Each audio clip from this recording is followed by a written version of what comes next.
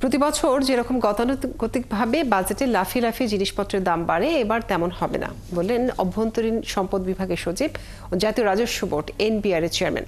একই সঙ্গে তিনি ভ্যাটের অডিট এবং ট্যাক্স দেওয়ার ক্ষেত্রে ব্যবসায়ীদের ভোগান্তি কমিয়ে আরও সহজ করার উদ্যোগ নেওয়ার কথা জানান।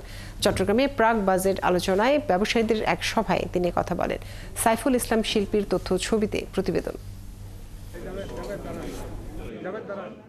দুপুরে Chittagong chamber of commerce industry আয়োজিত প্রাক বাজেট আলোচনায় অংশ নেন ব্যবসায়ীরা। এ সময় তারা বলেন, অন্তর্বর্তীকালীন সরকার দায়িত্ব নেওয়ার পর সরকারের নানামুখী পদক্ষেপ ও কার্যকরী ব্যবস্থা নেওয়ার ফলে স্থিতিশীল হচ্ছে দেশের অর্থনৈতিক পরিস্থিতি। একই সাথে কার্যকরী ভূমিকার কারণে নাগালে এসেছে দ্রব্যমূল্য। কালার এক্সপার্ট, জর্জ স্যাপ এবং মাইল্ড অন হ্যান্ডস টেকনোলজি সমৃদ্ধ অরিক্স ক্রিস্টাল ওয়াশ আপনার লন্ড্রি এক্সপার্ট। তারা আরও বলেন, বিভিন্ন সেবা সংস্থাগুলোতে সাধারণ মানুষ ও ব্যবসায়ীদের হয়রানি কমেনি। তাই আসন্ন বাজেটে আমদানি রপ্তানি পণ্যের ক্ষেত্রে শুল্ক হ্রাস এবং ভ্যাট ট্যাক্স কমিয়ে ব্যবসায়ী ও বিনিয়োগ বান্ধব অর্থনীতি গড়ে তোলার ক্ষেত্রে এনবিআর এর সহযোগিতা কামনা করেন।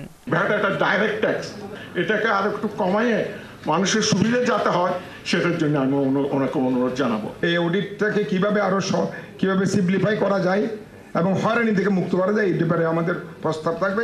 এখন ইনভেস্টমেন্ট করার মতো তো উৎসাহ পাচ্ছে না, যেখানে পদে পদে আমরা হ্যারাসমেন্টের শিকার। কিন্তু এনবিআর চেয়ারম্যান ব্যবসায়ীদের আশ্বস্ত করে বলেন, বাজেট যে লাফিয়ে লাফিয়ে বাড়ে এবং গতানুগতিক যে বাজেট হয়, এবার তা হবে না। ব্যবসায়ীদের ভ্যাট ট্যাক্স দেওয়ার ক্ষেত্রে হয়রানি দূর করে ভ্যাটের রিটার্ন ফ্রিকোয়েন্সি কমিয়ে দেওয়ার আশ্বাস দেন এনবিআর চেয়ারম্যান। বন্ড এবং নন বন্ডের মধ্যে যে প্রবলেমটা, যে বন্ডেড ওয়্যার হাউস নন বন্ডের সাথে করতে গেলে আবার নতুন করে ট্যাক্স ভ্যাট এগুলো দিতে হয়, এগুলোকে আমরা আরো সহজ করবো। এটা আমরা এবার করে ফেলবো ইনশাআল্লাহ। ভারত বাংলাদেশের রপ্তানি পণ্য তৃতীয় দেশে পাঠানোর ক্ষেত্রে দীর্ঘদিনের ট্রান্সশিপমেন্ট সুবিধা বাতিল প্রসঙ্গে তিনি বলেন, এতে বাংলাদেশের তেমন ক্ষতি হবে না। কমার্স মিনিস্ট্রি এটা নিয়ে কাজ করছে এবং এগুলো ন্যাশনাল ইস্যু। আমাদের জাতীয় পর্যায়ে এগুলো নিয়ে কাজ হচ্ছে, আপনারা নিশ্চয়ই খবর পাবেন। প্রাক বাজেট আলোচনায় চট্টগ্রাম চেম্বারের পক্ষ থেকে এনবিআরকে আয়কর বিষয়ে 19টি ভ্যাটের ওপর 40টি এবং শুল্ক সংক্রান্ত 50টি প্রস্তাব দেন চট্টগ্রামের ব্যবসায়ীরা। হাসিবা আলী বর্ণা, 71।